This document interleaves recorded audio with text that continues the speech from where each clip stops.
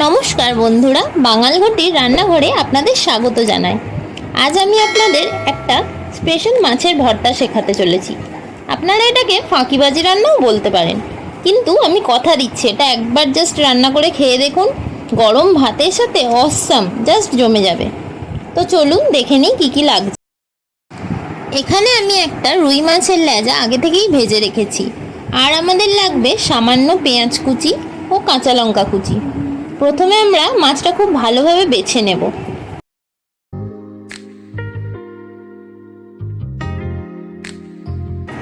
আমার মাছটা এখানে বাছা হয়ে গেছে, আমি মাঝখানের কাঁটাটা ফেলে দিচ্ছি।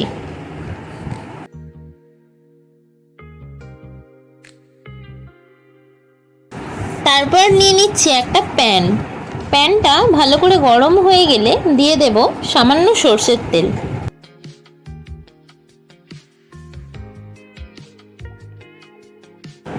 তেলটা গরম হয়ে গেলে দিয়ে দেব তারপর আমরা কুচিয়ে রাখা পেঁয়াজ।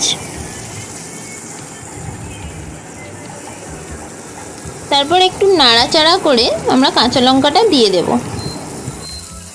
এই সময় গ্যাসের ফ্লেমটা একটু কমিয়েই রাখবেন, না হলে পেঁয়াজগুলো পুড়ে যেতে পারে।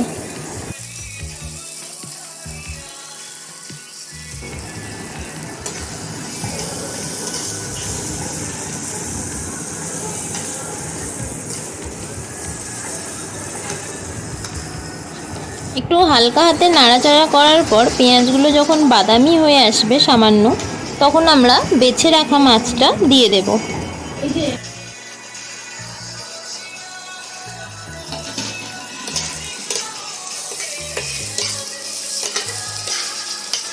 এরপর যে যার স্বাদ অনুযায়ী নুনটা দিয়ে দেবেন।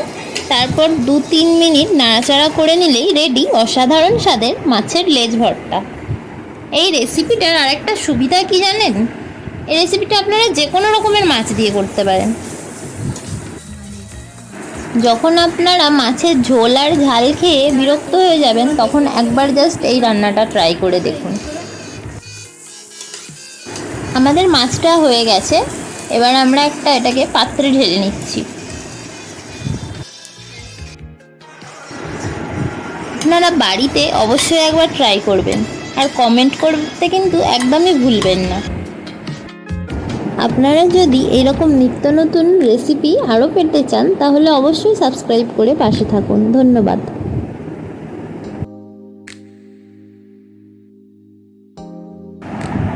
কি জুহি, কেমন লাগলো? একদম দারুণ ফাটাফাটি।